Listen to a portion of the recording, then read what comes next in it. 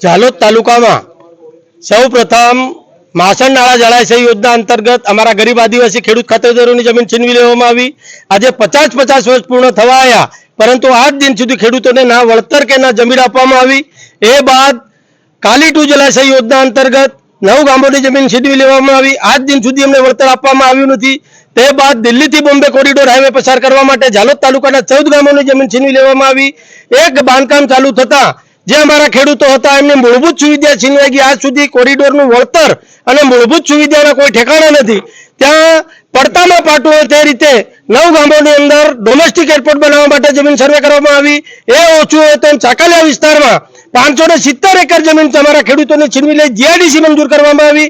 અને આજે જાણે કે ઝાલોદ તાલુકાના તમામ આદિવાસી ખેડૂતોનો ખાત્મો જ કરી નાખવાનો એ ભાવનાથી આ સરકાર શ્રી દ્વારા અમારા ઝાલોદ તાલુકામાં વેલપુરાથી લઈ કલજીની સરસવાડી, દેવજીની સરસવાડી, ઝાલોદ અને ત્યાંથી ટૂટી ગંગા થઈ રાજસ્થાનના કુશલગઢને જોડતો જે 4 લેન હાઈવે મંજૂર કરવામાં આવ્યો, જેનું સર્વે કરવામાં આવ્યું, એ અંતર્ગત આજ રોજ અમે 10 ગામોના જે ખેડૂત ખાતેદારો છે એ પ્રાંત અધિકારી શ્રી ઝાલોદને આવેદનપત્ર આપવા માટે આવ્યા છે।